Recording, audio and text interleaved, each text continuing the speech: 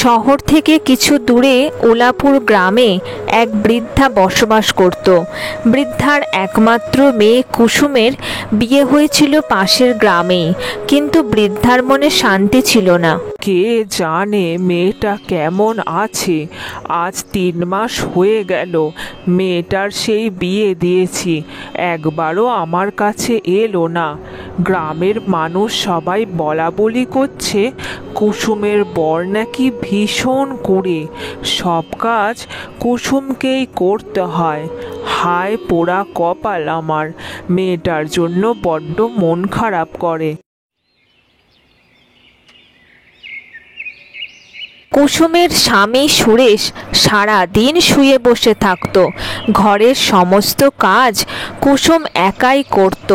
বিয়ে করেও সুরেশ কুসুমের প্রতি কোনো দায়িত্বই নিত না। ওফ, এই সকালটা যে কেন হয়! বেশ তো ঘুমিয়েই ছিলাম, মনে হচ্ছে এখনো 10টা বাজেনি। আর একটুখানি ঘুমিয়ে নি। কি ব্যাপার বলো তো বৌমা, সুরেশ আমার এখনো ঘুম থেকে ওঠেনি? সত্যি ভাবলাম ছেলের বিয়ে দিলে এই কুড়েমি ঘুচবে, এ তো দেখি উল্টো, এখনো বেলা 10টা অবধি শুয়ে আছে। আমি তো কোন সকাল সকাল উঠে ঘরের সব কাজ করে দিয়েছি মা। আপনার ছেলে এখনো ঘুম থেকে ওঠেনি, ডাকতে গেছিলাম।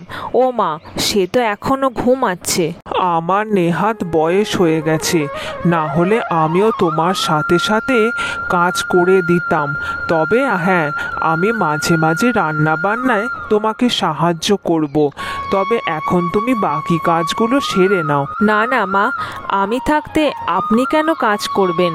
আমি সংসারের ভেতরের সব কাজ সামলে নেব। এখন আমি চলি মা, পুকুর থেকে জল আনতে হবে, তারপর রান্না করব।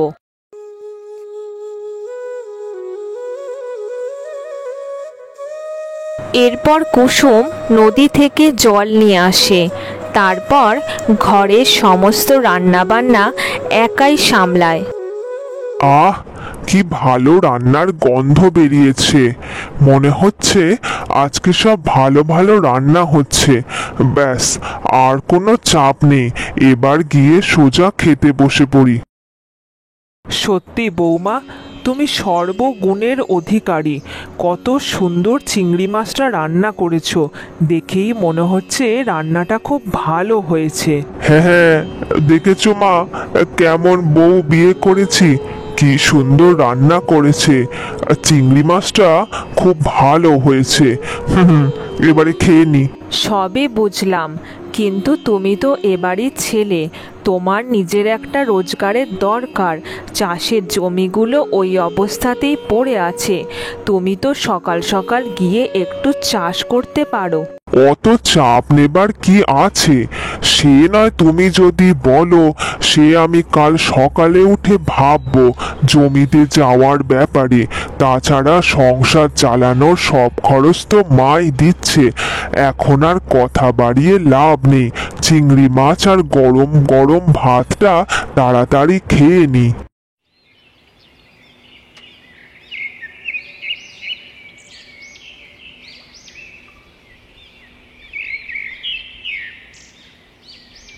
আজ তো আমার মনটা একদম ভালো নেই। সকাল সকাল ঘুম থেকে তুমি তুলে দিলে। আমি অনেকক্ষণ ধরে ঘুমাতে ভালোবাসি, তাছাড়া সংসারে কাজটাই বা কি আছে? সব কাজ তো তুমি একাই সেরে ফেলো। সংসারের কাজ আমি সামলে নিলেও চাষবাসের কাজ তো আর আমি সামলাতে পারবো না। এভাবে জমিগুলো পড়ে থাকলে জমিগুলো যে নষ্ট হয়ে যাবে। তাছাড়া কলসির জল পড়তে পড়তে একসময় কলসিও ফাঁকা হয়ে যায়। তাই বলি, ঘরে বসে না থেকে চাষবাসে মন দাও। আচ্ছা আচ্ছা, ঠিক আছে। তাহলে আজকে একটু জমিতে না হয় যাব, তবে হ্যাঁ চাষ করব কিনা জানি না, ওই একটু ঘুরে দেখে আসব, কাল থেকে চাষ করব। আচ্ছা ঠিক আছে, তাই হবে। আজ থেকেই কাজ শুরু করো, দেখবে প্রতিদিন যেতে যেতে আমাদেরও চাষের জমি থেকে ভালো ফসল আসবে। তারপর ওই ফসল বিক্রি করে যে টাকা আসবে সেটা দিয়ে আমাদের ভালো মতো সংসার চলবে। আমি এখন রান্নাঘরে গিয়ে তোমার জন্য একটু গরম গরম রুটি আর মাংস রান্না করে দিচ্ছি। রুটি মাংসটা না হয় নিয়েই যাব, জমির দেখাশোনা হয়ে গেলে ওখানেই খেয়ে নেব। এখন বরং আমি বাইরের ঘরে গিয়ে পাখার বাতাস খাই। মাংসটা তো রান্না হয়েই গেছে, এবার এই রুটিগুলো গরম গরম করে নিয়ে আমি একটা টিফিন বাটিতে ভরে দিই, তারপর একটা ব্যাগে ভরে দেব।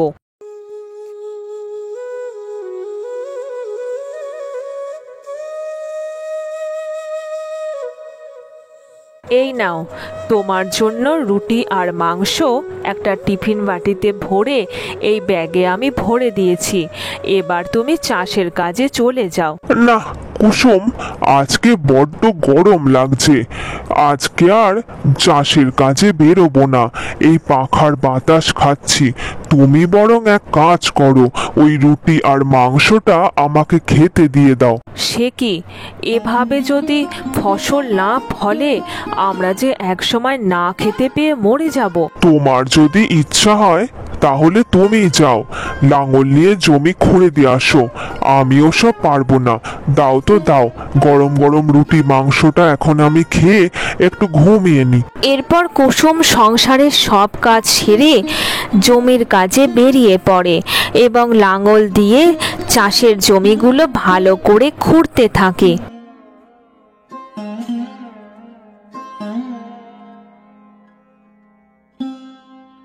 তোমাকে একটা কথা বলার ছিল।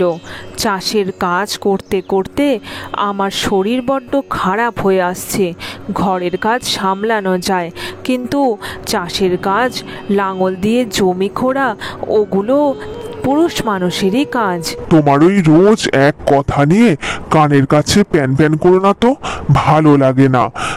তুমি এখন যাও, কি সুন্দর ঘুমাচ্ছিলাম, জানলা দিয়ে ঠান্ডা ঠান্ডা হাওয়া দিচ্ছে, এই সময় দিলে ঘুমটা নষ্ট করে।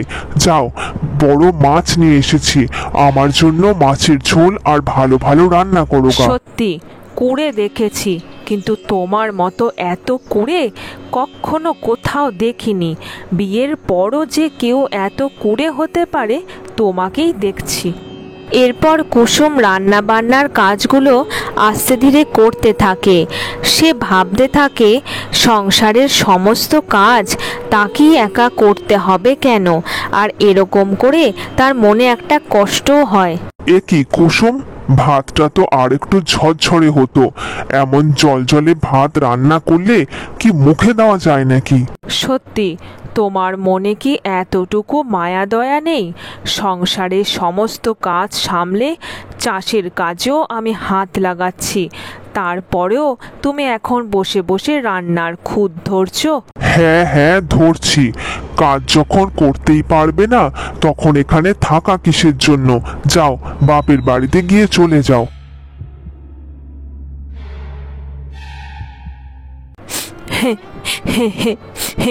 সংসারে এত করেও কোনো নাম নেই, থাকবো না।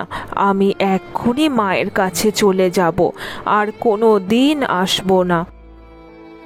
এরপরে কুসুম তার সব জিনিসপত্র নিয়ে তার মায়ের কাছে ফিরে যায়।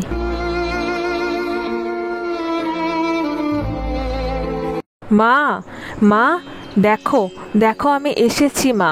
তোমার কুসুম তোমার কাছে ফিরে এসেছে মা। আমি আর ওই সংসারে যাব না। কুসুম, মা তুই এসেছিস, কতদিন বাদে তোকে দেখলাম, মনটা খুব ভালো লাগছে। কিন্তু মা, তুই এমন কথা কেন বলছিস? জামাইয়ের সাথে কি কিছু ঝগড়া হয়েছে নাকি রে মা? শোন, সংসার করতে গেলে অনেক কিছু খুঁটিনাটি হয়, সব কথা ধরলে যে সংসার করতে পারবি না রে মা।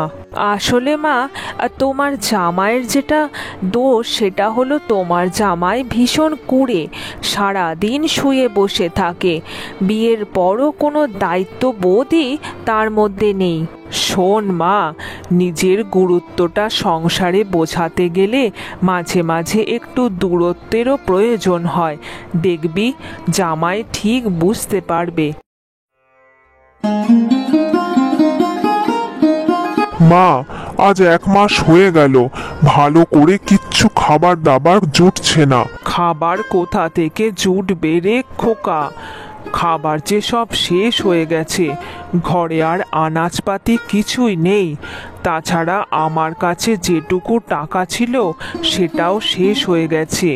এবার যদি তুই কিছু রোজগার না করিস, দুজনেই না খেতে পেয়ে মরে যাব। বৌমা সংসারে সব কাজ সামলে দিত। তুমি ঠিক বলেছ মা, আমি কুসুমকে সময় থাকতে বুঝতে পারিনি। কুসুম সংসারের জন্য অনেক কিছু করত। যা খোকা যা, যেটুকু আমাদের চাষের জমি আছে এবার না হলে সেটাও নষ্ট হয়ে যাবে। তুই বরং চাষের জমিতে ফসল ফলা, সেখান থেকে আমরা একটু খেয়ে পড়ে বাঁচতে পারবো। তুমি ঠিক বলেছ মা, আমি সময় থাকতে কুসুমের কথাকে গুরুত্ব দিইনি। আমি আজ থেকেই চাষের কাজে যাব। এরপর সুরেশ চাষের কাজে মন দেয়। তারপর আস্তে আস্তে তার জমিতে অনেক ফসল ফলে। তারপর সেগুলো বাজারে বিক্রি করে সুরেশের ভালো টাকা রোজগার হতে শুরু করে। যাই, এবার কুসুমকে নিজের বাড়িতে ফিরিয়ে নিয়ে আসি। কুসুম অনেক রাগ আর অভিমান করে বাপের বাড়ি চলে গেছে। কুসুম, আমি এসেছি কুসুম, দেখো তোমার পছন্দের ইলিশ মাছ নিয়ে এসেছি। জামাই, তুমি এসেছো?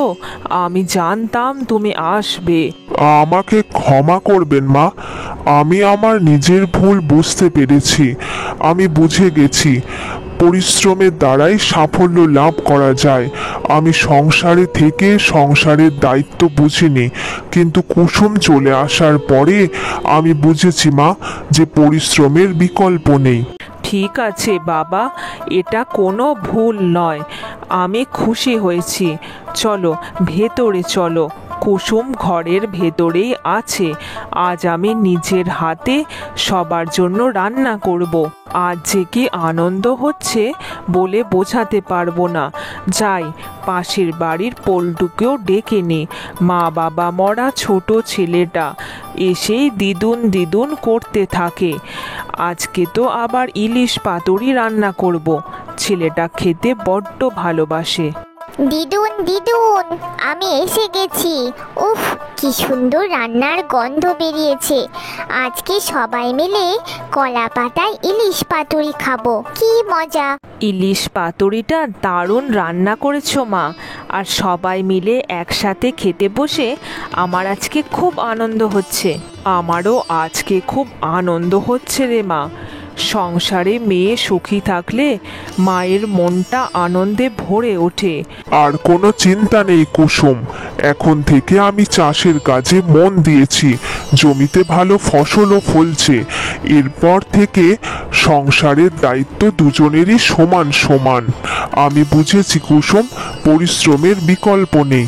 পরিশ্রম করলে একদিন সব হয়। এরপর কুসুম শ্বশুরবাড়ি ফিরে যায়। তারপর তারা সবাই একসাথে সুখে শান্তিতে বসবাস করতে শুরু করে। আমার কার্টুন চ্যানেলে আপনারা যারা সবাই কমেন্ট করেছেন তাদের সবাইকে অসংখ্য ধন্যবাদ। আপনাদের সবার কমেন্টগুলো আমি এই ভিডিওর শেষে তুলে ধরার চেষ্টা করলাম।